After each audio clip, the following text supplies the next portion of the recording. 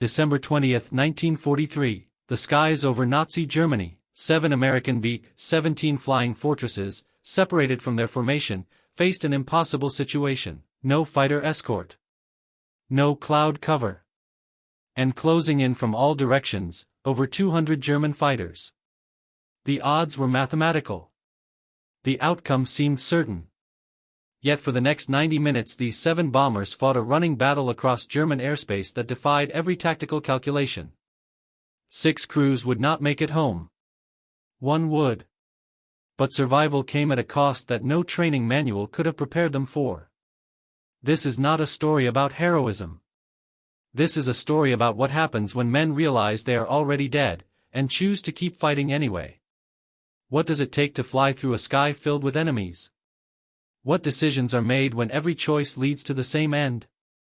And when only 1 bomber returns, what story does it carry back? This was the mission that changed how the Air Force understood sacrifice. This was the day 7 bombers took on 200 fighters, and only 1 came home. The mission begins hours before the engagement that will define it.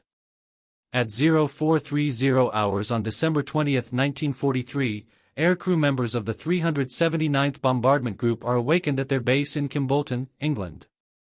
The target for the day is Bremen, Germany, specifically, the Focke-Wulf aircraft manufacturing facilities in the northern part of the city.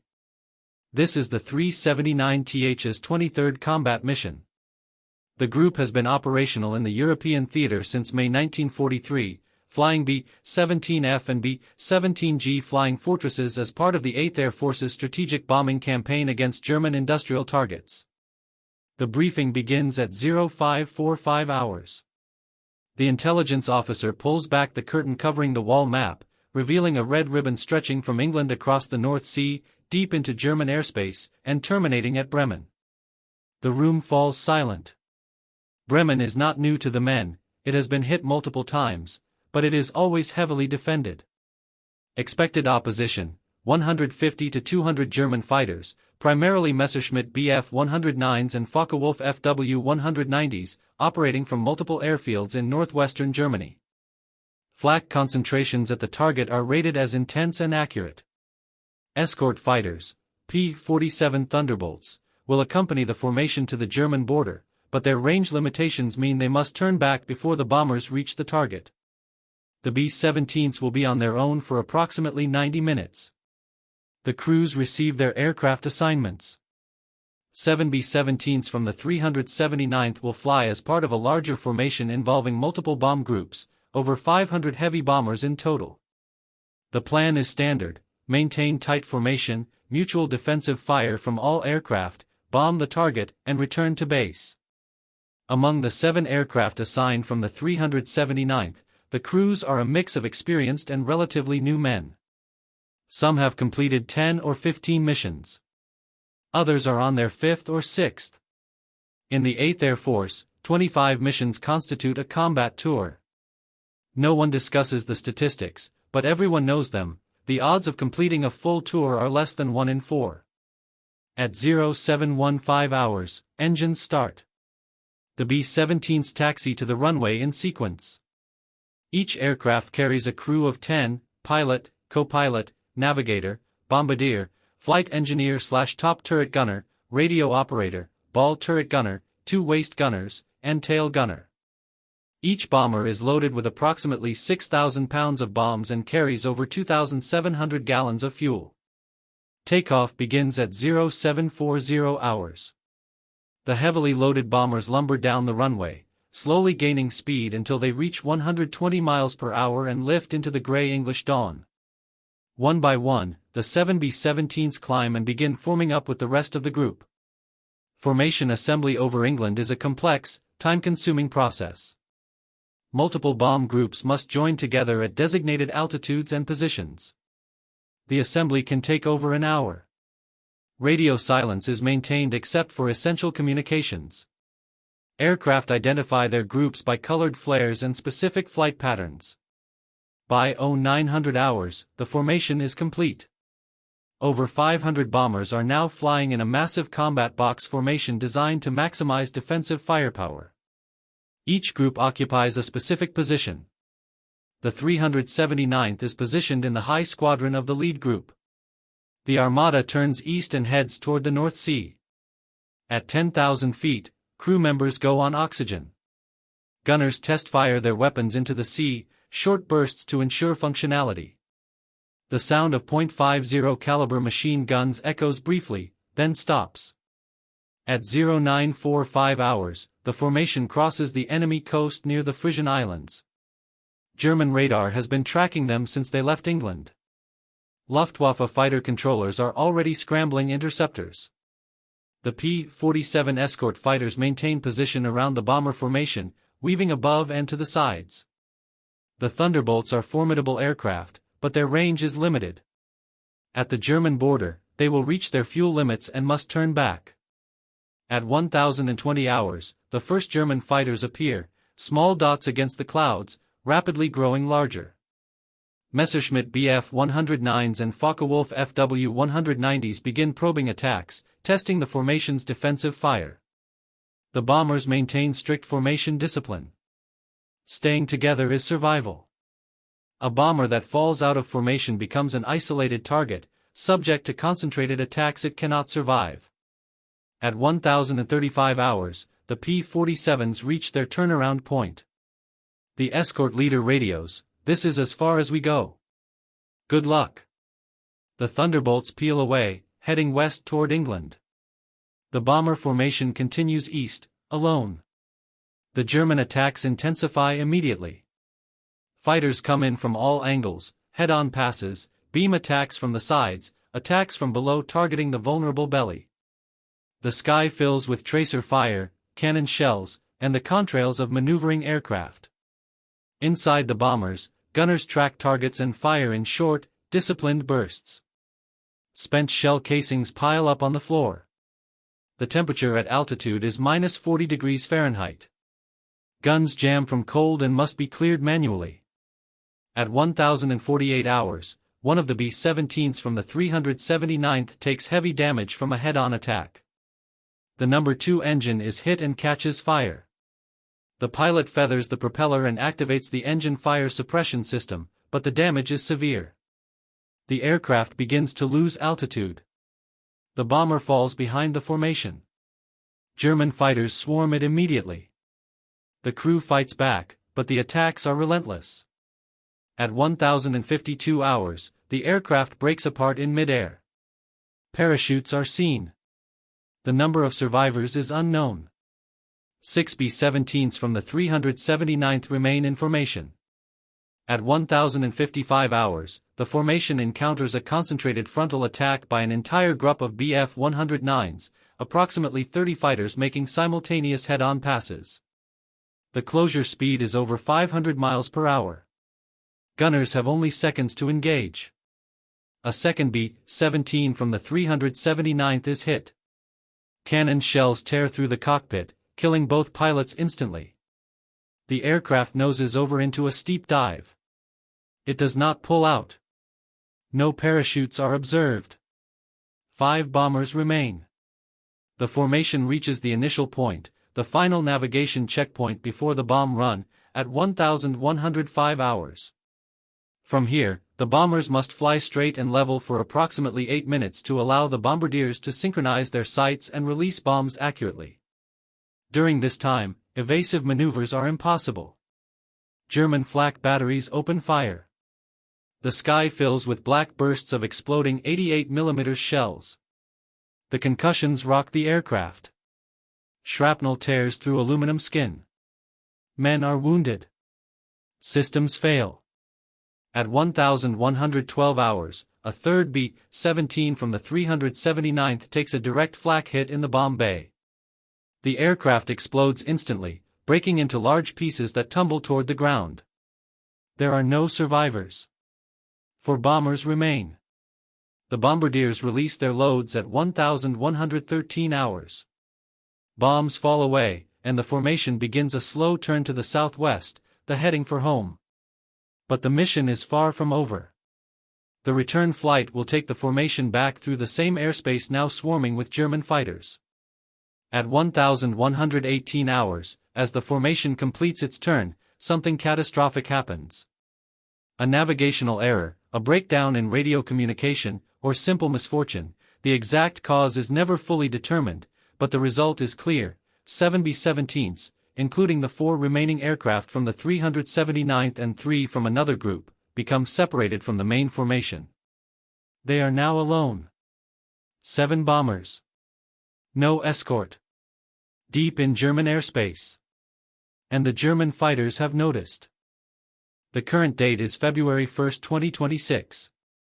2 B-17s continue southwest at 1,225 hours. Lieutenant Fisher's aircraft and one other, piloted by First Lieutenant Donald Hayes. Both bombers are heavily damaged. Both are flying on 3 engines. Both have wounded crew members and depleted ammunition reserves. The German fighters continue their attacks, but something has changed. The intensity decreases slightly. Some fighters break off and head east, back toward their bases. Others continue circling but do not press attacks with the same aggression. The reason becomes clear at 1,232 hours when Fisher's navigator, Second Lieutenant William Chin, announces their position. They have crossed into Dutch airspace. They are 90 miles from the front lines. The German fighters are reaching their operational limits: fuel, ammunition, time over target. But approximately 20 fighters remain in contact, determined to finish what they started. At 1,235 hours, Hayes's aircraft takes a critical hit. A Bf-109 makes a diving attack from 7 o'clock high, raking the bomber's fuselage with cannon fire. One shell penetrates the cockpit, killing Hayes instantly. Another destroys the oxygen system. The co-pilot, Second Lieutenant Thomas Briggs, grabs the controls. The aircraft is yawing badly. The rudder cables are damaged. Briggs fights to maintain level flight, but it is a losing battle. At 1,237 hours, Briggs makes the hardest decision of his life. He cannot maintain formation. He cannot control the aircraft much longer. And with the oxygen system destroyed, the crew cannot survive at altitude. He radios Fisher, "We're going down. Going to try for a crash landing. Good luck." Fisher's response is immediate: "Understood. Godspeed." Briggs begins a controlled descent, losing altitude as rapidly as the damaged aircraft can safely manage. The German fighters follow, continuing their attacks even as the bomber drops below 10,000 feet. At 1,242 hours, at 3,000 feet over the Dutch countryside, Briggs spots a large open field. He extends the landing gear manually, the hydraulic system is inoperative, and lines up for an emergency landing. The B-17 comes in fast, too fast, but Briggs has no choice. The aircraft touches down hard, bounces, touches down again. The landing gear collapses. The bomber skids across the frozen field, shedding pieces, tail wheel, propellers, sections of wing. It comes to rest 400 yards from the touchdown point, the fuselage broken behind the radio room but largely intact. Briggs and his crew evacuate immediately. All 9 surviving crew members escape before German ground forces arrive. They scatter into the Dutch countryside.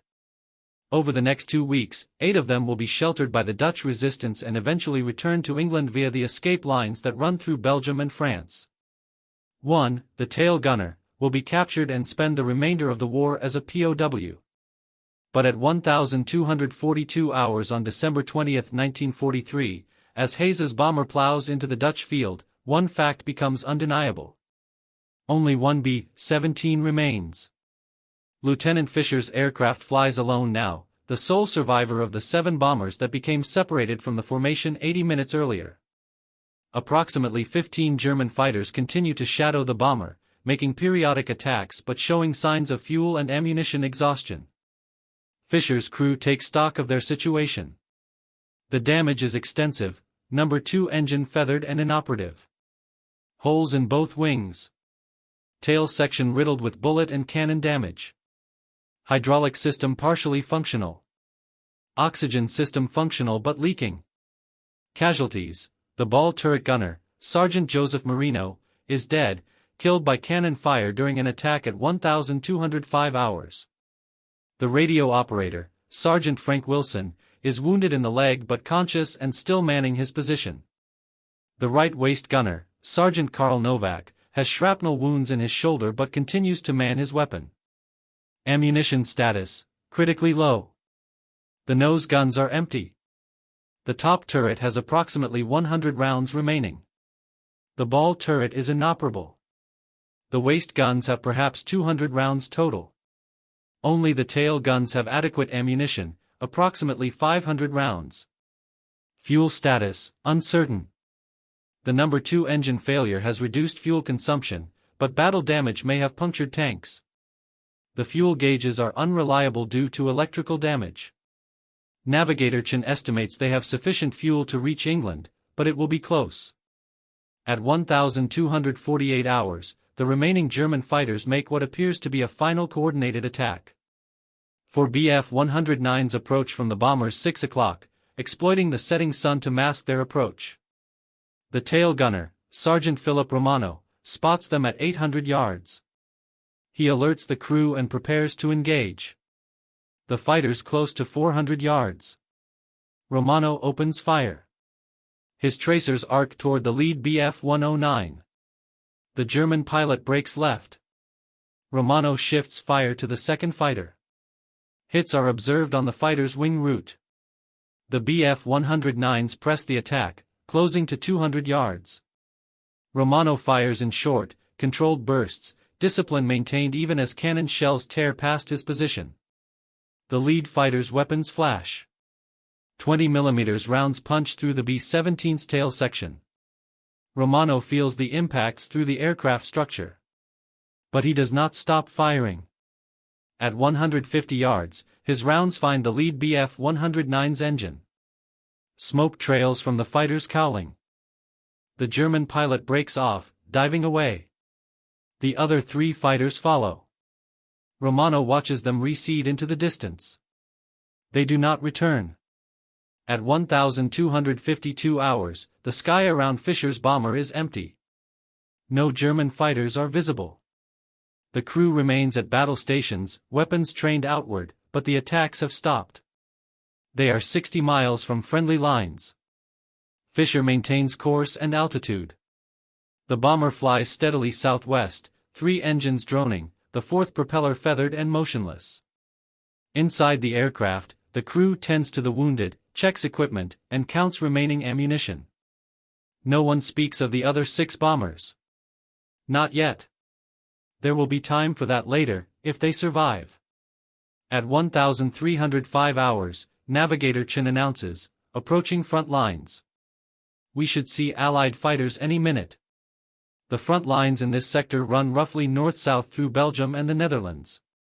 British and American forces hold territory to the west. German forces control everything to the east. The boundary is fluid, shifting daily with local attacks and counterattacks.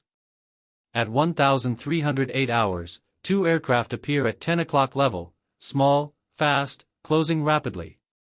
The crew tenses. Friend or foe?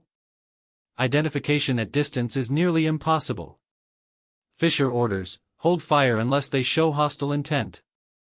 Could be hours. The aircraft close to 1,000 yards.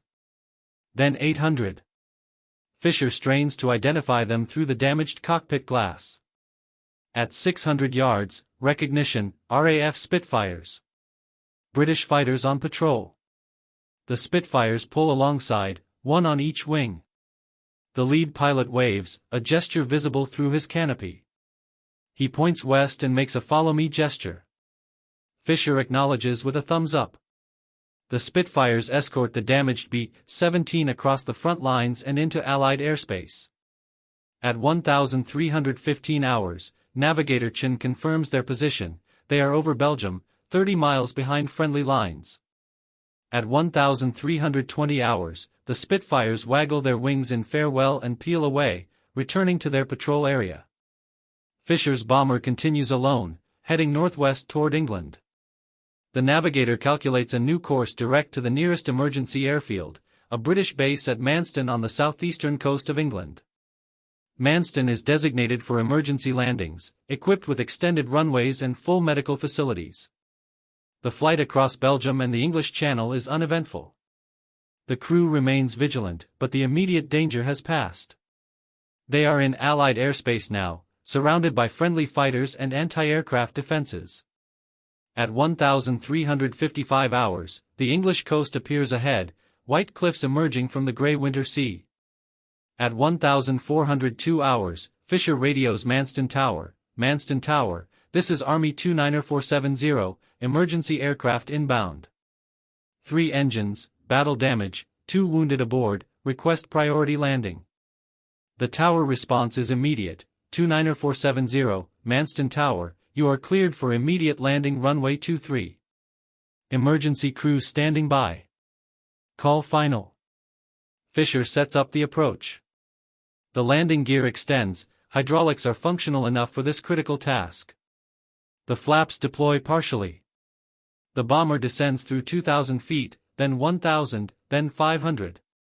At 1,408 hours, the B-17 crosses the runway threshold. Fisher cuts power to the 3 operating engines. The bomber settles onto the runway, main gear touching first, then the tail wheel. It rolls straight, decelerating smoothly. Emergency vehicles race alongside, ambulances, fire trucks, crash crews. But their services are not needed. The landing is successful.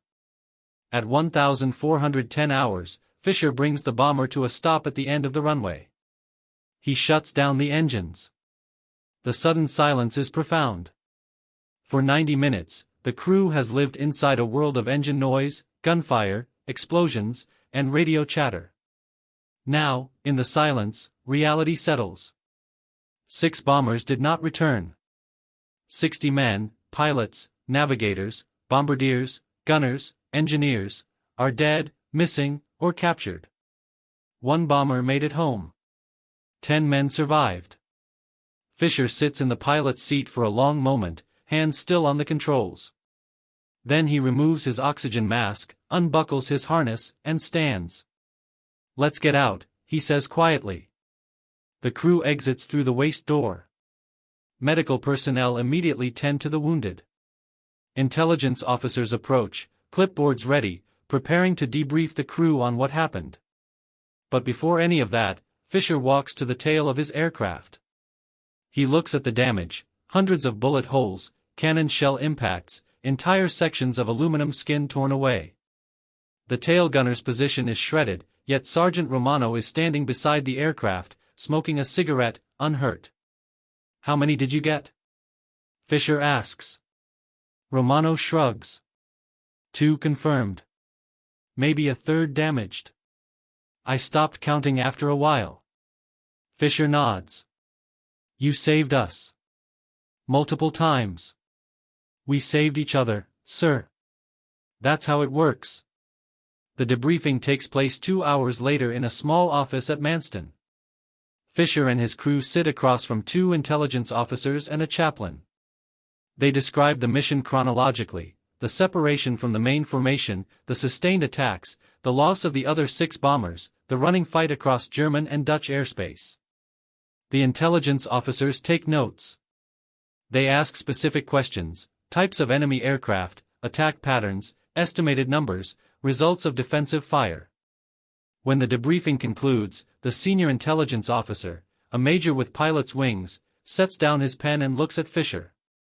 "You understand what you accomplished today?" Fisher shakes his head. "We lost 6 bombers. 60 men. I don't consider that an accomplishment."